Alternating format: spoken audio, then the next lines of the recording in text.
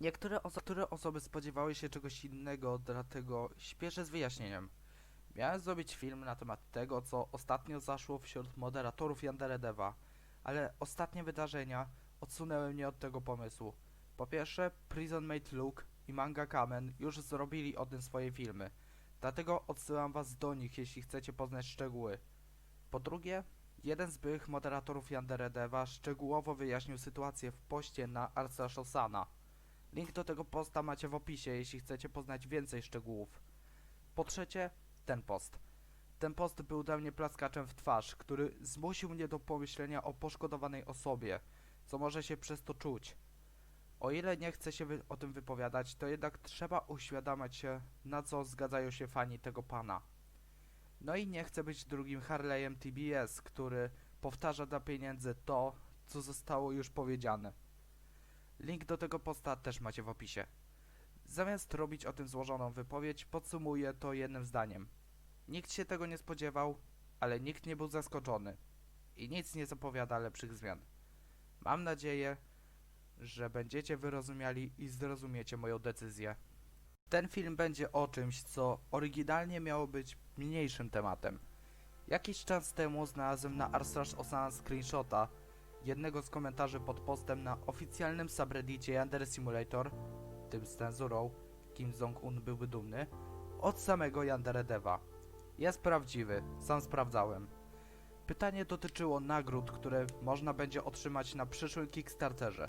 Zakładam, że pytanie było skierowane do osób innych niż Yandere Dev, ale Yandere Dev w swoim zwyczaju odpowiedział na to pytanie, prawdopodobnie odbierając innym możliwość na odpowiedź.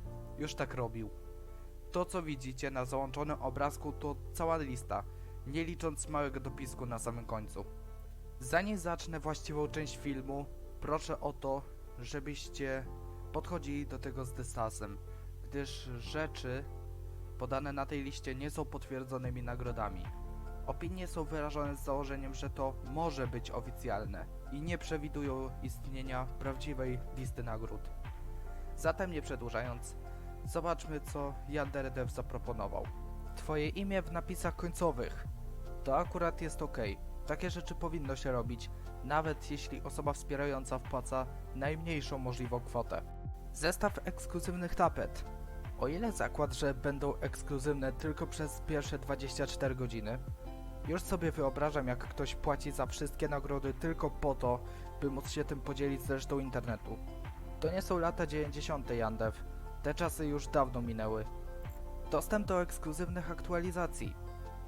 Prywatne aktualizacje do gry?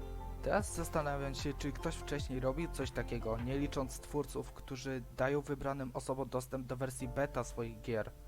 Zakładam, że te aktualizacje też zostaną opublicznione poza Kickstarterem zaraz po publikacji. Dostęp do ankiet, w których można decydować o przyszłym kontencie. Rozumiem, że chcesz, żeby osoby wybrane poprzez przekazane tobie pieniądze wyraziły swoją opinię, ale niestety pamiętamy, co się stało, gdy ludzie wyrazili swoją opinię. Odwołuję się do ankiety na temat nowego systemu ekwipunku.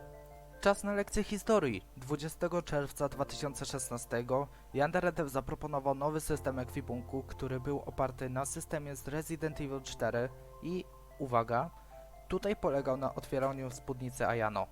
Wtedy powstała ankieta. Oto jej wyniki. Zdecydowana większość ludzi wolała to ocenzurować albo w ogóle tego nie używać. Tylko 22% ankietowanych czuło się dobrze z wersją bez cenzury.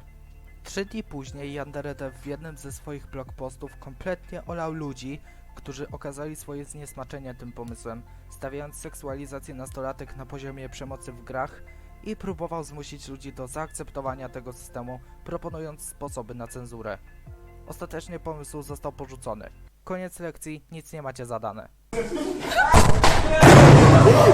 Kolekcja artów w formie cyfrowej. Ekskluzywne grafiki wysokiej jakości.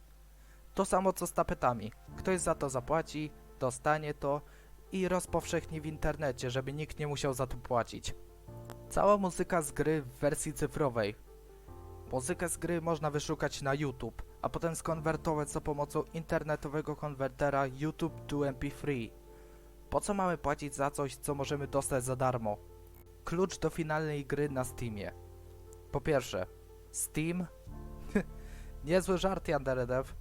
Po drugie, jaka jest szansa, że kiedykolwiek ukończysz tworzenie gry, skoro jesteś zajęty streamami, o zgrozo, rozwijaniem strony debunkowej i banowaniem ludzi, którzy otworzyli oczy i zrozumieli, jakim jesteś kłamcą? W sumie to jest szansa, ale bardzo mała. Na waszym miejscu bym się nie ekscytował. Klucz do wczesnego dostępu na Steamie.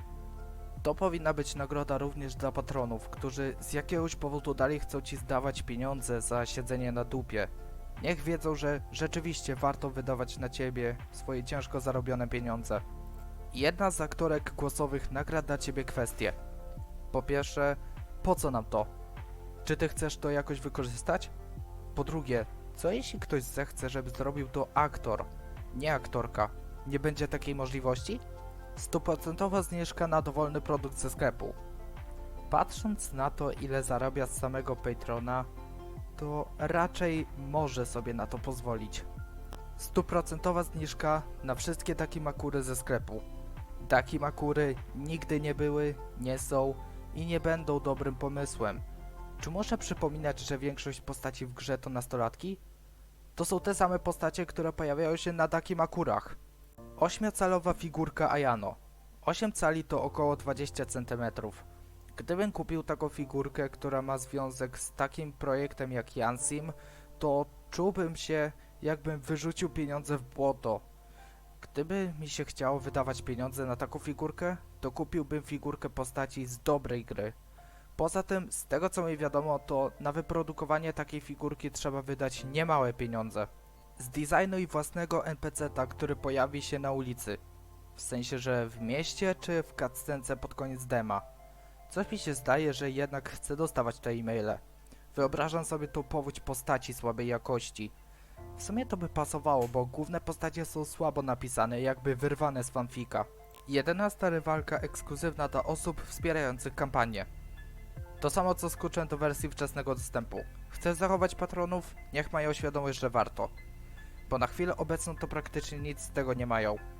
Albo chociaż niech przez jakiś czas będzie ekskluzywna, a potem wydaj ją jako DLC razem z resztą rywalek DLC.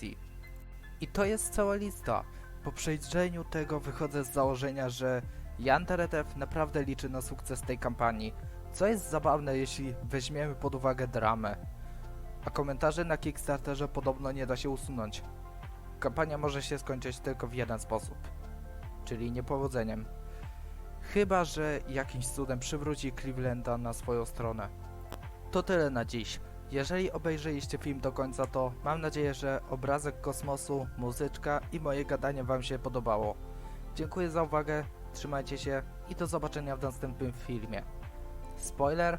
Kolejny film, nie będący odcinkiem z serii Let's Play, będzie recenzją otwierającą nową serię na kanale. Playlista już czeka na zapełnienie.